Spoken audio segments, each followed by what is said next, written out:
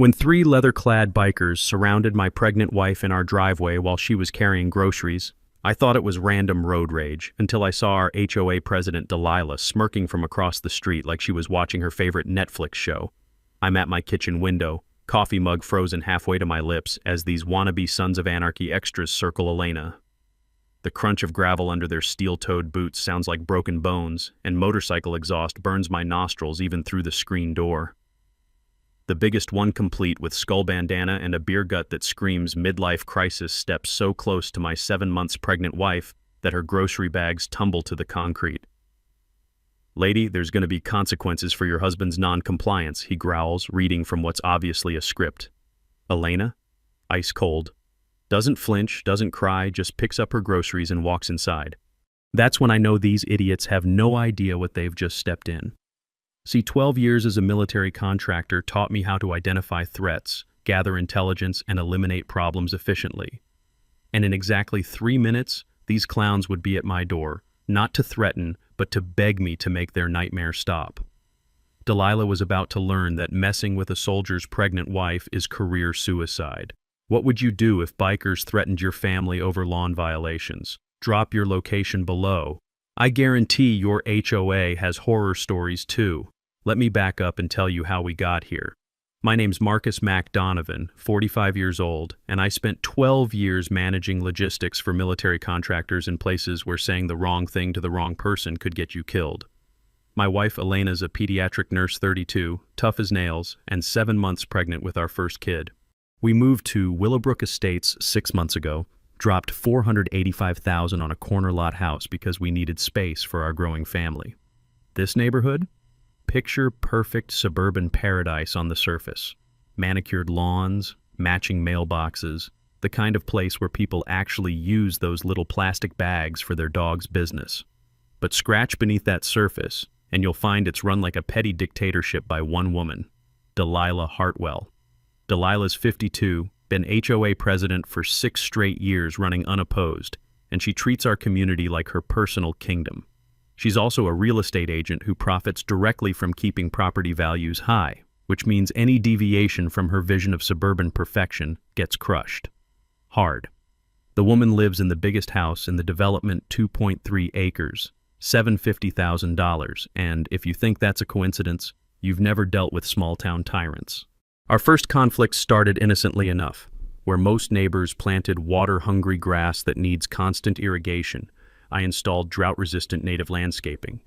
Makes sense, right? Better for the environment, saves water, actually encouraged by the county. But 2 days after my landscaper finished, there's Delilah on my doorstep with a violation notice. "Unapproved landscaping materials," she says, like I'd installed a junkyard. I researched the hell out of this. Spent 3 days reading HOA bylaws, county ordinances, state water conservation guidelines. My native plants weren't just legal, they were exactly what environmental experts recommended. So I filed a formal appeal, complete with documentation from the County Water Authority and environmental impact studies. That's when the harassment started. Violation notices began appearing weekly, fence height legal, mailbox style identical to 12 other houses, tree pruning completely unnecessary. But here's the kicker. I started paying attention to the rest of the neighborhood. Delilah's friends had identical violations. She ignored completely. Martha Kowalski, the sweet 70-year-old widow 3 houses down, $8,000 in bogus fines for a garden gnome, Trevor and Sage, the young tech couple with solar panels, constant harassment for unsightly equipment that's actually increasing their home value. The smell of fresh mulch from my native garden mixed with the constant whir of sprinkler systems on my neighbors' traditional lawns, a perfect metaphor for the clash between common sense and suburban conformity. I installed security cameras after Elena mentioned cars driving slowly past our house, and sure enough, caught HOA board members photographing our property like we were running a meth lab. Elena just wanted peace during her pregnancy. "Can't we just plant some grass and avoid the conflict?" she'd ask. But I'd seen enough bullies in my military days to know that backing down only makes them push harder. Besides, we're not just fighting for ourselves. We're fighting for every family that gets steamrolled by petty authoritarians who mistake a clipboard for actual power. The violation notices kept coming, printed on the cheapest copy paper you can imagine, like Delilah was afraid to invest in quality intimidation materials. Each one threatened bigger fines, legal action, even liens on our property. But she made one crucial mistake. She assumed I'd fold under pressure like her previous victims. Lady clearly never dealt with someone who'd managed supply chains in combat zones.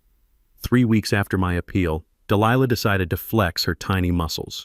She called an emergency HOA board meeting about what she dramatically termed dangerous non-compliance threatening community standards. The woman has a flair for theatrics, I'll give her that. Here's where it gets interesting.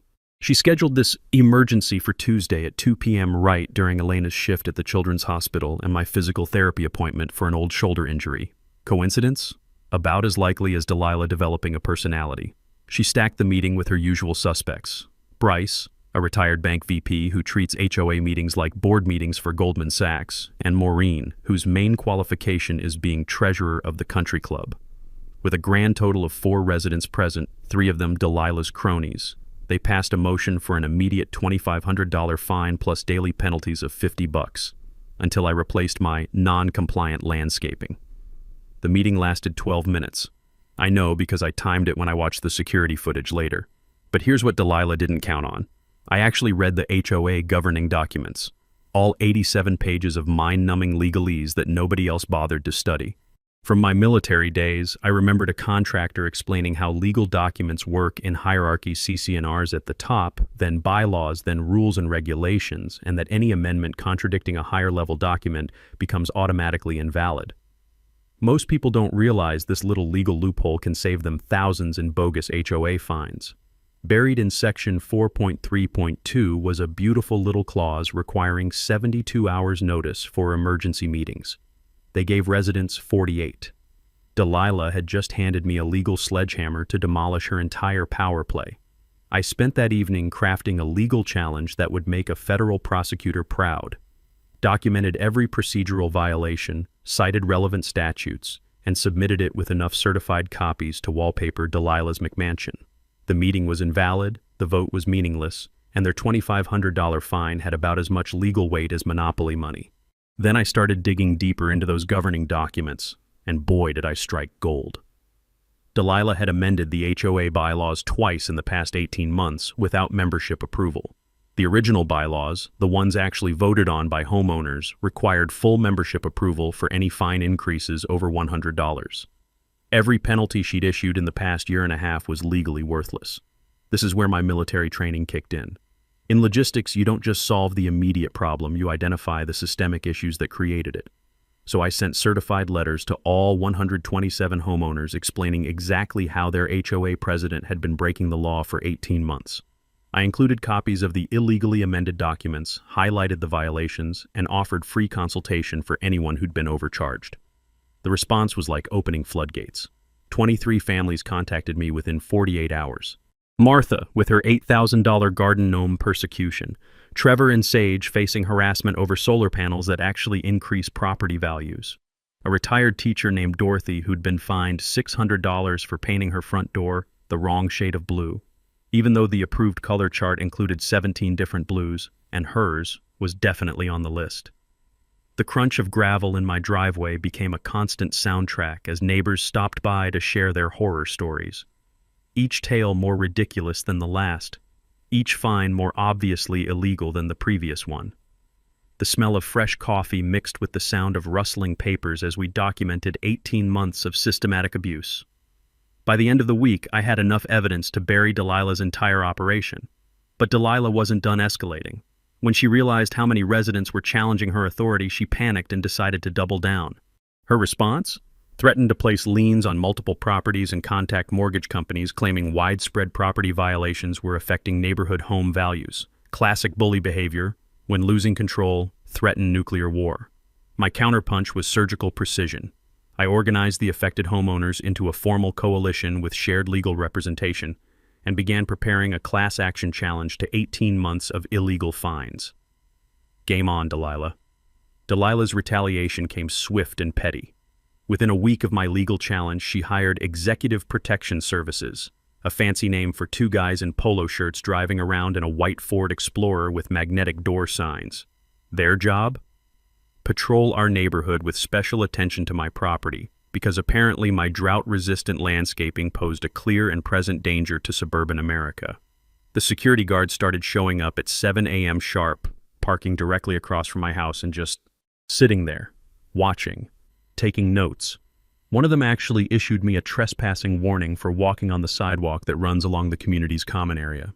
I'm not kidding, they tried to ban me from public walkways in my own neighborhood. But here's where Delilah made her first major tactical error. I recognized one of the guards from my morning jogs. Big guy, buzz cut, the kind of military bearing you can spot from a mile away. Turns out Jimmy served 2 tours in Afghanistan before getting into private security. When he realized I was former military too, he started sharing some very interesting information during our casual conversations. Like how Executive Protection Services is owned by Delilah's brother-in-law, Russell Hartwell, and how their contract specifically mentions making certain residents uncomfortable enough to consider relocating. Jimmy showed me photos on his phone of the guards harassing old Martha about her garden gnome, intimidating the young family with solar panels, and following Elena to her car when she left for work. The metallic taste of anger filled my mouth as I watched security footage of these clowns stalking my pregnant wife. But anger without strategy is just noise, and I needed leverage, not satisfaction. So I started my own surveillance operation. Military logistics taught me that information is power, and I began documenting every illegal move these rent-a-cops made. Turns out they were violating about 12 different state laws governing private security companies operating outside their licensed jurisdiction, harassing residents without cause, failing to wear proper identification badges. Jimmy also let slip that Executive Protection Services had subcontracted the more serious intimidation to a local motorcycle club called the Ironwood Riders. Not real bikers, mind you, just weekend warriors led by Delilah's nephew Randy, a 28-year-old with a fraud conviction who still lives in his mom's basement. The sound of their deliberately loud pipes echoing through our quiet streets became the neighborhood's new alarm clock. Meanwhile, I was building something Delilah never expected, a community coalition. Started with informal meetings at Murphy's Diner on Main Street, where the coffee's strong and the booths have seen better decades. First meeting drew 7 residents, second meeting 18. By the 4th week, we had 47 people crammed into that diner sharing stories and planning strategy. That's where I met Phyllis Brennan, a retired attorney who'd been itching for a good fight since her law firm forced her into retirement. Sharp as a tack at 72, with silver hair and the kind of courtroom presence that makes opposing counsel nervous. She offered to handle our legal work pro bono, partly because she was bored, but mostly because she despised bullies. We also gained Diego Ramirez, former city councilman who knew exactly which government officials to contact about HOA violations. Diego brought something invaluable: connections with local media and a deep understanding of municipal politics.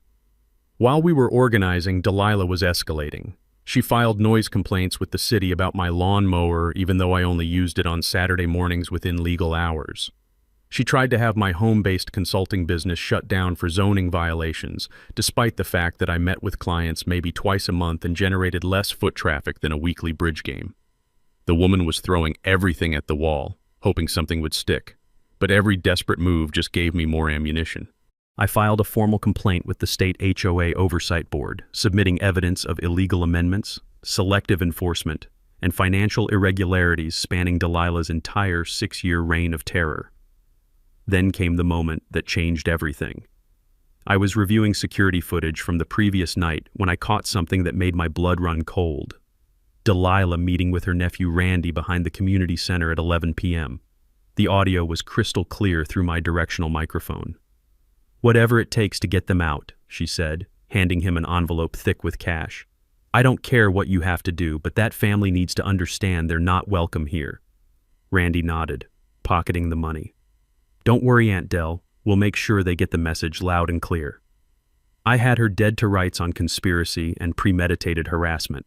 But instead of celebrating, I felt that familiar pre-combat tension in my shoulders. This wasn't just about HOA violations anymore.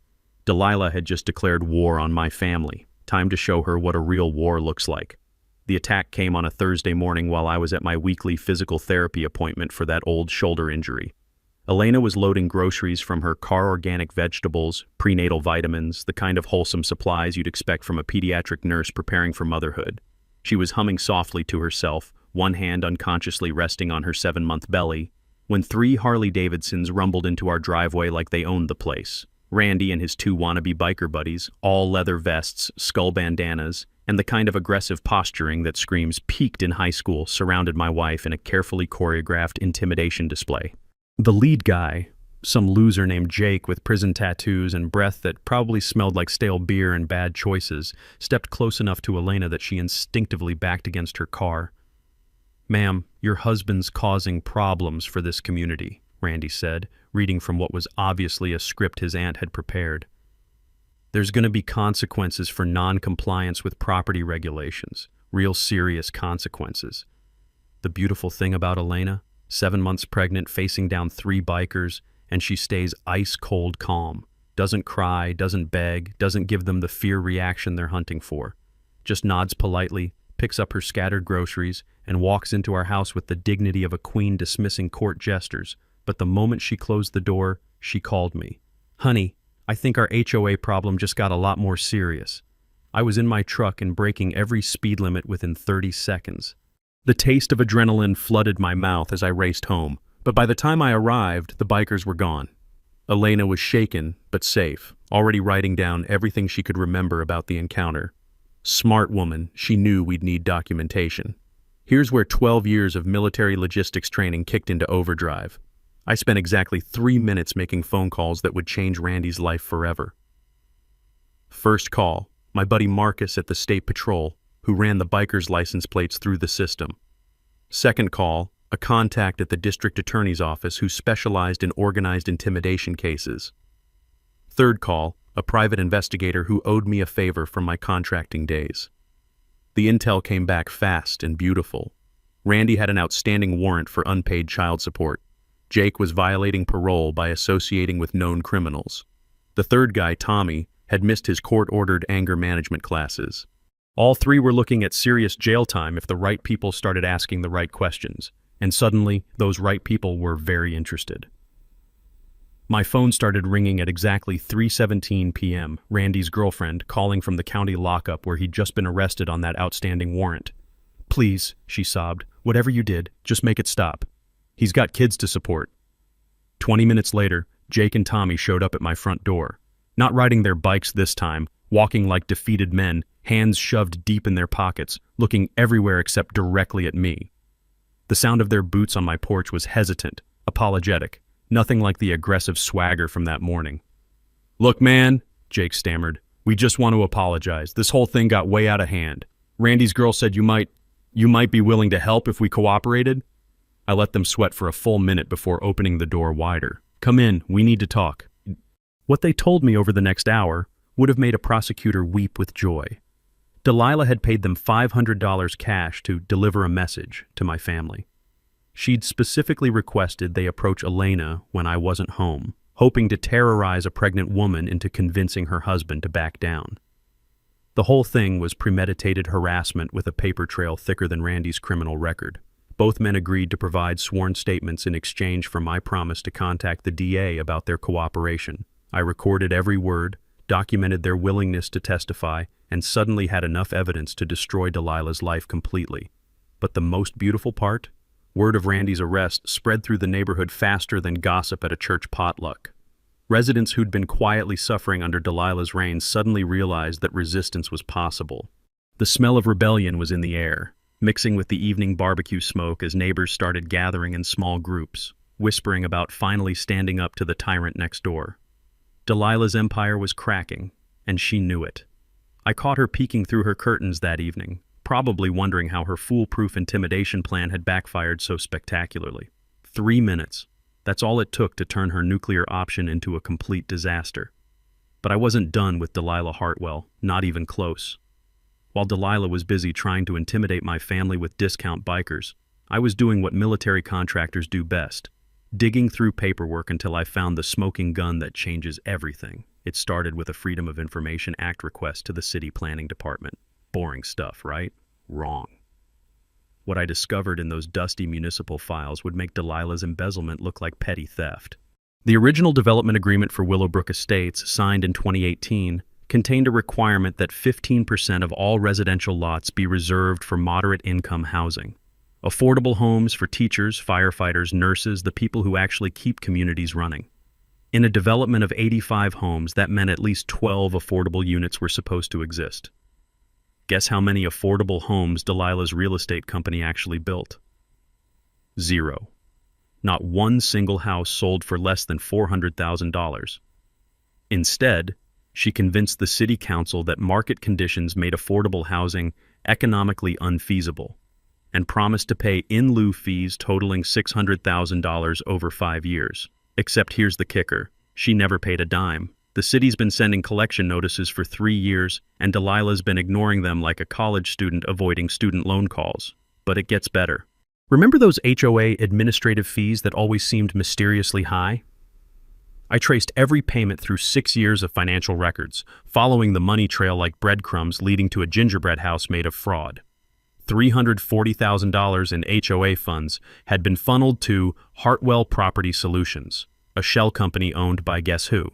The original HOA budget allocated $50,000 annually for legitimate management services. Delilah had been charging nearly $60,000 per year to her own company for services that either didn't exist or were grossly overpriced.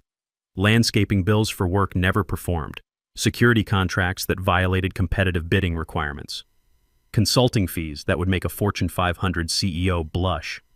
Martha, our coalition's volunteer bookkeeper, spread the financial documents across my dining room table like a crime scene investigator.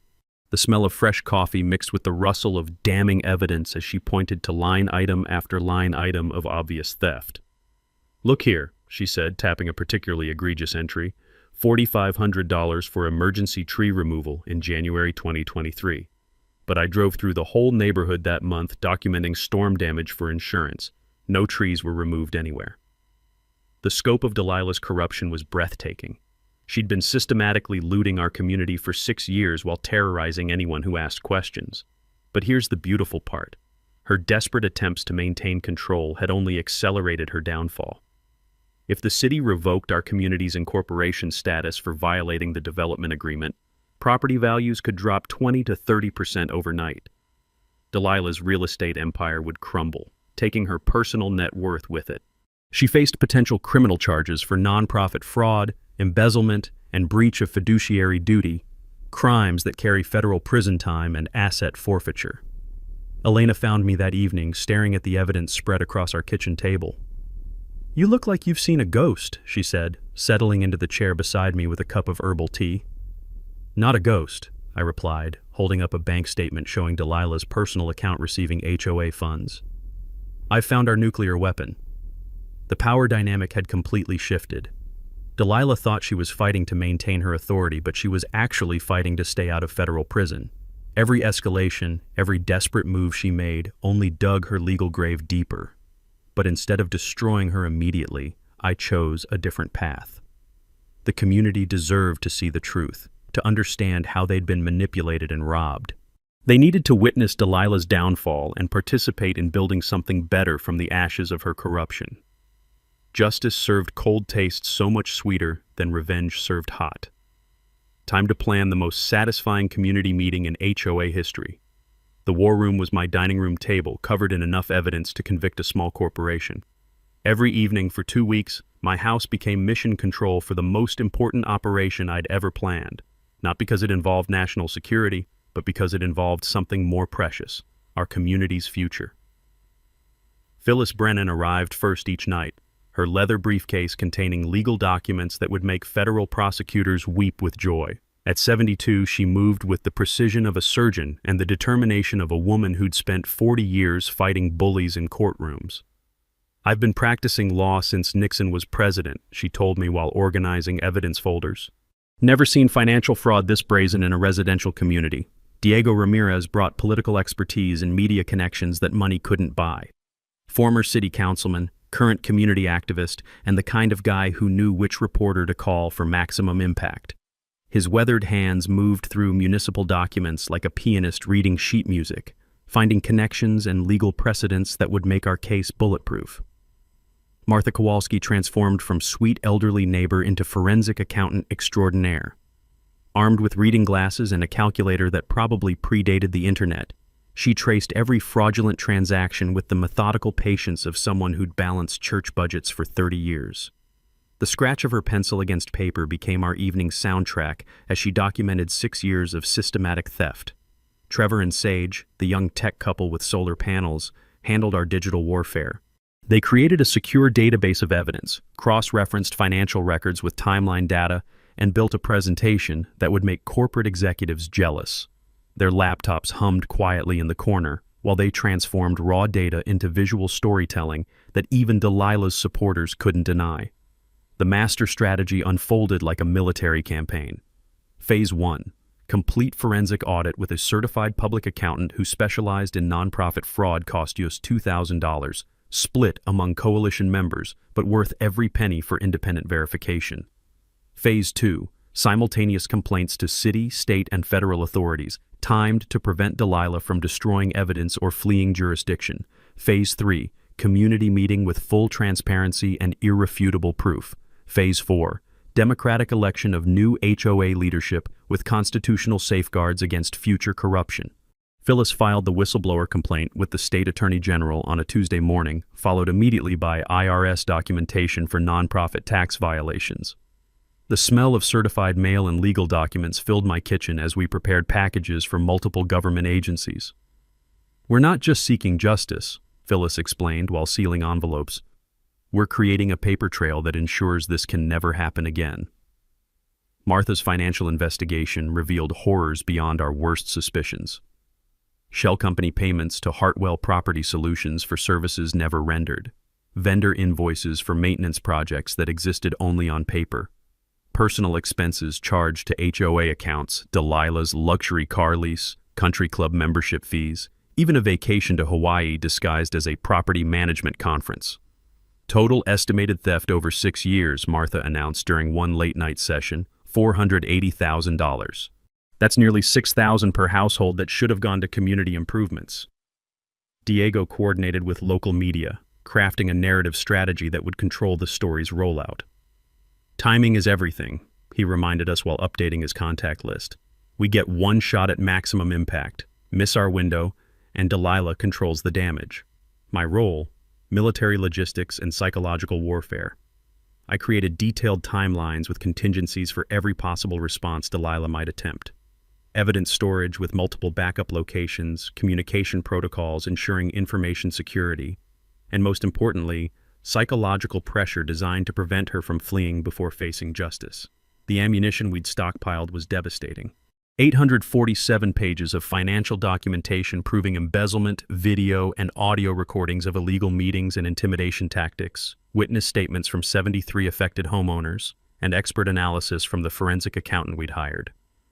But Delilah's counterintelligence efforts were laughably amateur. She planted her friend Maureen in our coffee shop meetings, not realizing we'd identified her immediately, and started feeding false information about focusing only on bylaw violations. Delilah assumed our legal challenge was limited to procedural complaints, completely unaware of the federal investigation building around her financial crimes. The waiting game tested everyone's patience. Elena, now 8 months pregnant, provided emotional anchoring when tensions ran high. "Remember why we're doing this," she'd say during particularly intense planning sessions. "Not for revenge, but so our daughter grows up in a community built on honesty and respect." Meanwhile, the evidence kept mounting. Bank records showing suspicious transfers, email communications between Delilah and her shell companies, testimonials from contractors who'd been pressured to inflate invoices and kickback payments. By the end of 2 weeks, we had enough ammunition to end 3 political careers and send someone to federal prison for a decade. The taste of impending victory was metallic and satisfying, like the moment before a perfectly executed military operation begins. Time to show Delilah what happens when you threaten a soldier's family. The community was about to get a lesson in real justice. Delilah's paranoia reached fever pitch when neighborhood gossip confirmed that something big was brewing. Like a cornered animal, she decided to strike first with the most audacious power grab in HOA history. An emergency special assessment demanding $5,000 from every household for what she called Urgent legal defense against frivolous litigation. The emergency board meeting notice appeared in mailboxes on a Friday afternoon, scheduled for the following Monday evening. Classic Delilah minimal notice, maximum pressure. She was betting that most residents wouldn't attend, and her core supporters could ram through the vote before anyone organized opposition. Her pitch was masterfully manipulative. According to Delilah, our community faced devastating lawsuits from radical elements attempting to destroy property values through frivolous legal challenges. The $5,000 assessment would create a war chest to hire expensive attorneys and private investigators to protect our investment and way of life. The implied threat was crystal clear: pay up or watch your home values crash when the community loses expensive legal battles. For residents already struggling with inflation and rising property taxes, $5,000 might as well have been $50,000. But Delilah was counting on fear overriding common sense. I let her dig deeper into her own grave. Every procedural violation, every illegal threat, every desperate lie got documented and filed away for the final presentation.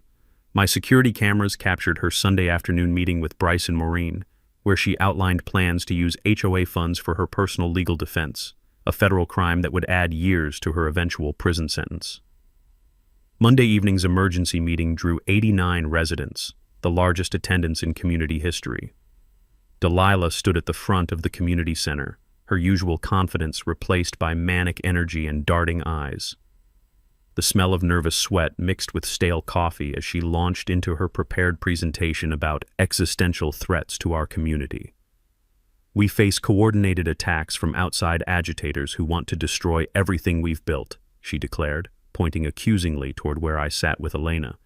These people moved here 6 months ago and immediately began filing complaints, stirring up trouble, and threatening lawsuits that could bankrupt our association. The lies flowed like water from a broken dam. Mac was a litigious troublemaker, with a history of conflicts with authority. The native landscaping was actually an environmental hazard that attracted vermin and decreased property values. The coalition meetings were illegal conspiracy sessions, designed to overthrow legitimate HOA governance. But then Martha Kowalski stood up. Sweet, 70-year-old Martha with her silver hair and church lady cardigan. "Delilah," she said in a voice that carried decades of Sunday school authority, "before we vote on any assessment, I formally request a complete financial audit covering the past 5 years." The room went dead silent. Delilah's face drained of color as Martha continued. "Specifically, I want independent verification of all administrative fees paid to outside contractors, all vendor relationships involving board members, and all emergency expenditures exceeding budgeted amounts." You could have heard a pin drop. Residents who'd never questioned HOA finances suddenly looked interested in getting answers. Delilah stammered something about unnecessary bureaucracy and trusting elected leadership, but the damage was done. The vote on the special assessment failed spectacularly, 102 against, 3 in favor. Only Delilah and her 2 remaining cronies supported the measure. As residents filed out, I heard conversations that warmed my heart, neighbors finally asking the right questions about where their money had been going. Delilah's response was swift and vindictive. Over the next week, she unleashed a campaign of harassment that would have impressed a fascist dictator. Anonymous complaints to city code enforcement about dozens of properties. False reports claiming my home-based consulting business violated zoning laws. Attempts to have the community playground closed for fabricated safety violations. She even spread rumors that I was under federal investigation for unspecified crimes, hoping to isolate me from community support. The woman had completely lost touch with reality, lashing out at everyone like a drowning person pulling others underwater. But here's where Delilah's amateur hour tactics backfired spectacularly. She hired a private investigator to dig up dirt on my military service and personal finances. Professional PI, licensed and bonded, expecting to find scandals that would discredit me publicly. Instead, the investigator found my completely clean record and legitimate business success. More importantly, his background check accidentally uncovered additional evidence of Delilah's financial crimes bank records she'd thought were hidden, business relationships that violated conflict of interest laws, and a pattern of corruption stretching back to her previous community. Professional ethics required the PI to withdraw from the case and preserve evidence for potential criminal proceedings. He called me personally to apologize and suggest I contact the district attorney immediately about serious financial irregularities he'd discovered during his investigation.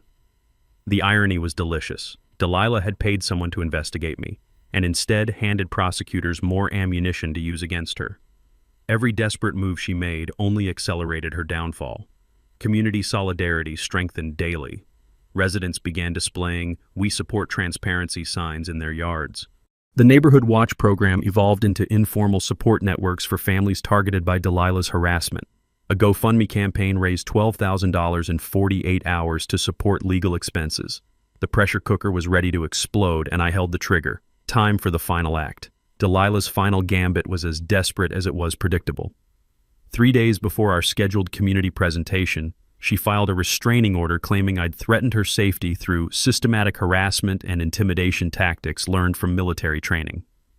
The woman who'd sent bikers to terrorize my pregnant wife was now playing victim with Academy Award-worthy performance. Her evidence package included doctored audio recordings of me allegedly making threats, fabricated witness statements from neighbors who barely knew my name, and a tearful declaration about feeling unsafe in my own community due to coordinated stalking by a trained killer. The melodrama was so over the top that even her lawyer looked embarrassed filing the paperwork. But I'd expected this move and prepared accordingly. My security system had recorded every interaction between us, providing crystal clear evidence that contradicted her fabricated timeline. Audio analysis by the same forensic expert we'd used for the financial investigation proved her recordings were edited and manipulated, digital cut-and-paste jobs that wouldn't fool a high school computer class. The restraining order hearing turned into Delilah's worst nightmare. Her attorney withdrew the petition after reviewing my counter-evidence, and the judge suggested she might want to consult with a criminal defense lawyer about filing false police reports. Watching her storm out of the courthouse, I almost felt sorry for her. Almost. Her next desperate move involved the media. Delilah contacted Channel 7 News with a sob story about military veterans using intimidation tactics against elderly women, complete with crocodile tears and claims about fearing for her safety. The reporter initially showed sympathy until I provided the comprehensive evidence file we'd compiled. 24 hours later, Channel 7 called back not to interview Delilah about harassment, but to investigate HOA corruption and financial fraud. The story had completely flipped, and suddenly local news was digging into 6 years of embezzlement and selective enforcement. Delilah's attempt to play victim had backfired into a public relations disaster. Meanwhile, our coalition accelerated the timeline for maximum impact. The community presentation moved to Sacred Heart Church's Fellowship Hall after Delilah tried unsuccessfully to cancel the school venue by claiming security threats. Within hours, we had a new location, expanded seating, and invitations sent to city council members, media representatives, and law enforcement observers. The night before our presentation, Delilah's remaining ally finally cracked. Bryce, the retired bank VP who'd rubber-stamped years of financial irregularities, appeared at my door looking like a man who'd seen his own obituary. His hands shook as he handed me a manila envelope thick with bank records and internal communications. "She threatened my grandkids," he whispered, glancing nervously over his shoulder. "Said if I didn't keep quiet about the financial stuff, she'd make sure everyone knew about my past bankruptcy and destroy my family's reputation. I can't do this anymore."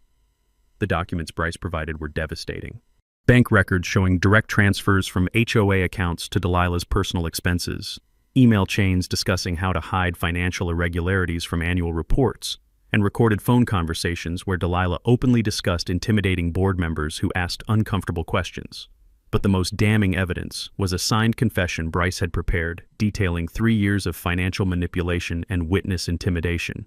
He agreed to testify publicly about Delilah's threats and provide sworn statements to federal investigators. State and federal authorities were circling like sharks smelling blood. The Attorney General's office confirmed an active investigation into HOA financial crimes.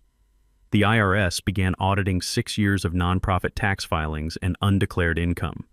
City attorneys were reviewing development agreement violations that could result in millions in penalties.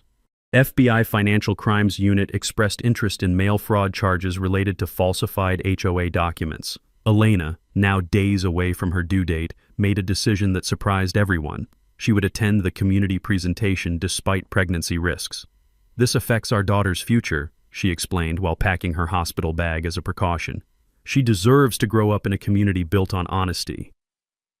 The final evening before our presentation, I found myself surprisingly calm. After weeks of preparation, documentation, and strategic planning, the moment of truth felt more like relief than anxiety. The evidence was overwhelming, the community support was solid, and justice was finally within reach. Delilah spent that same evening barricaded in her McMansion, refusing interview requests and reportedly drinking heavily, according to neighbors who heard her screaming at someone on the phone. Her lawyer had already withdrawn from representation, leaving her to face the coming storm alone. The calm before the hurricane felt almost peaceful. Tomorrow, our community would finally learn the truth about 6 years of systematic corruption, financial theft, and intimidation tactics. Delilah's empire of fear would crumble under the weight of evidence, and from its ashes, we'd build something better. But first, she had to face the music in front of 300 neighbors, city officials, and television cameras. Justice was about to be served, and it was going to taste absolutely perfect.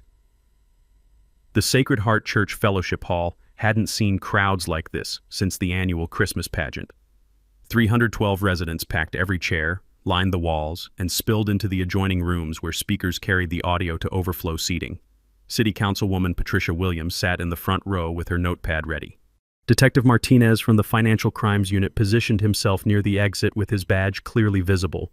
Channel 7's news crew set up professional lighting that transformed our community meeting into a television studio.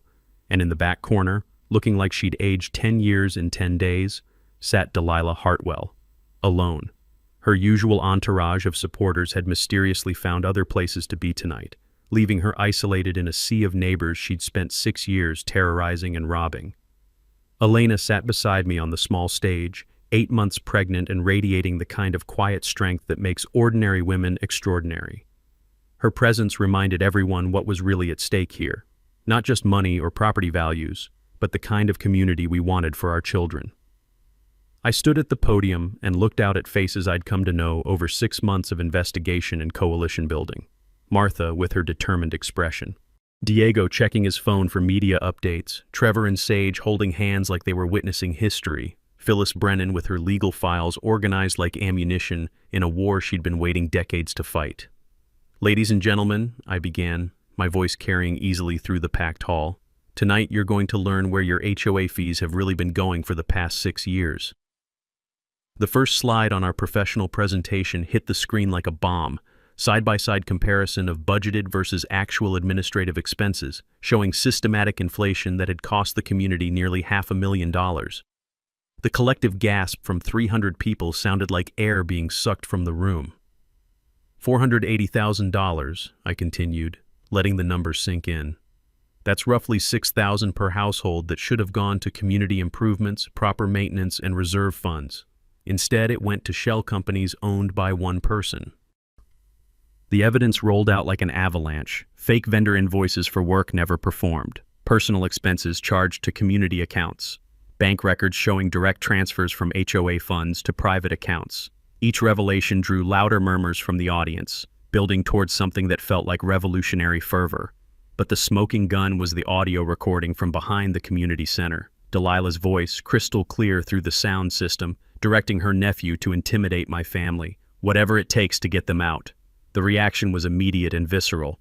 300 people turned to stare at Delilah like she'd confessed to murder in church. Someone in the back shouted, "Shame!" and others picked up the chant until the entire hall echoed with condemnation.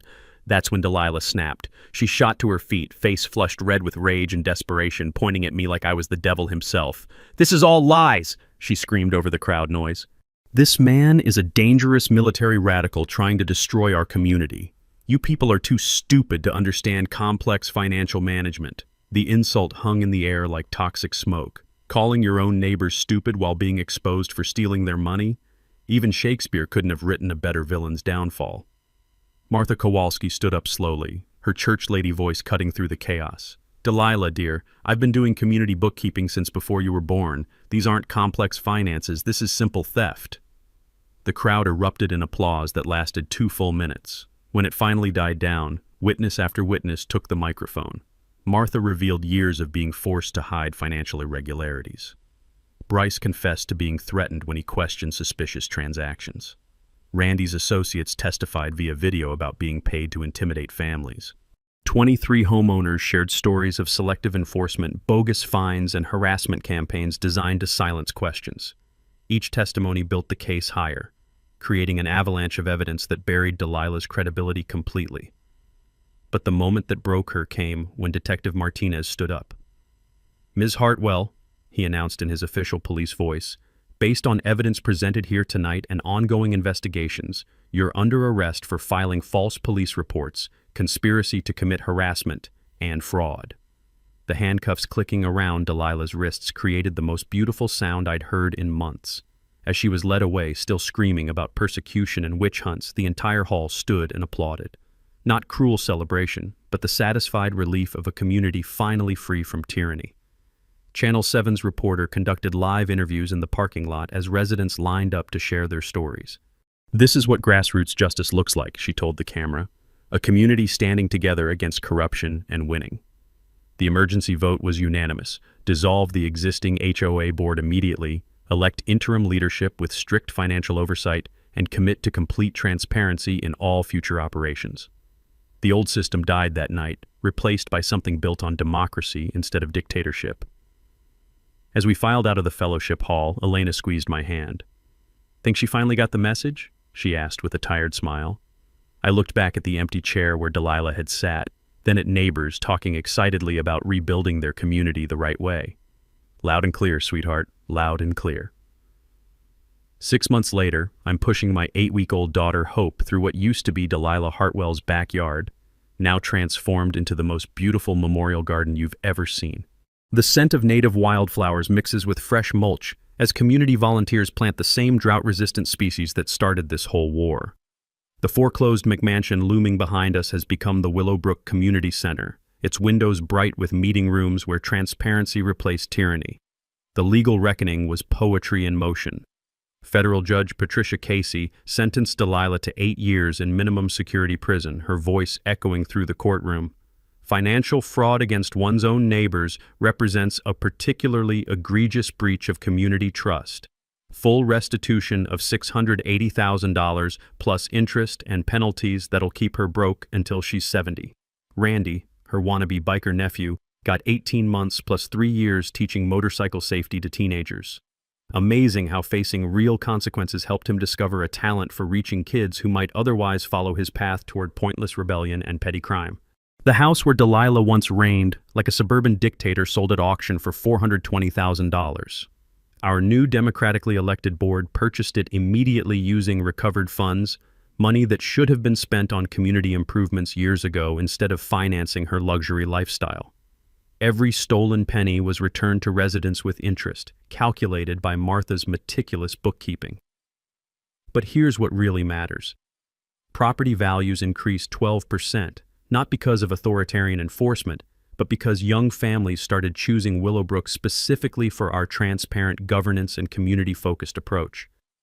Word spreads fast when neighbors actually support each other instead of living in fear. My consulting business exploded after Channel 7's follow-up stories went viral. Communities from Arizona to Florida beg for help fighting their own HOA corruption. Elena teases that I've become the HOA whisperer, though I prefer thinking of myself as someone who helps ordinary people defeat institutional bullies using their own weapons against them. The ripple effects still amaze me. State Senator Margaret Torres sponsored the HOA Reform Act after our story reached her office. Annual independent audits and financial transparency now required statewide. The legislation passed unanimously and has already uncovered corruption in 47 other communities. Sometimes one victory creates dozens more. The Willowbrook Scholarship Program, funded entirely by recovered theft money, awarded its first grants last month, $12,000 each to 5 local students pursuing careers in education, healthcare, and public service. Martha chairs the selection committee, her face glowing with pride as she transforms Delilah's greed into opportunities for deserving kids. Our annual community festival, held on grounds where Delilah once plotted intimidation campaigns, celebrates everything she tried to destroy. The sizzle of barbecue mingles with children's laughter as families gather for evening concerts on the exact spot where corruption once festered in darkness.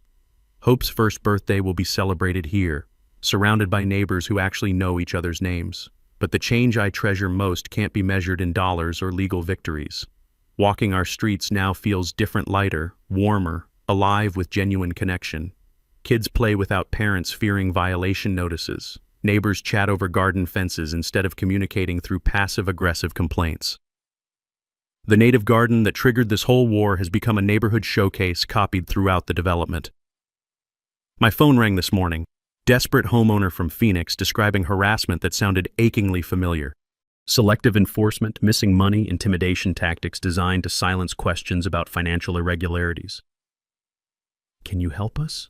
she whispered, voice carrying the same desperation I'd heard from neighbors 6 months ago.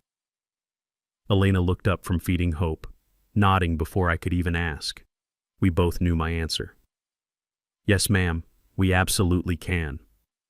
See, fighting Delilah taught me something profound. One person with evidence and allies can defeat any corrupt system, but only if they're willing to stand up when it matters most.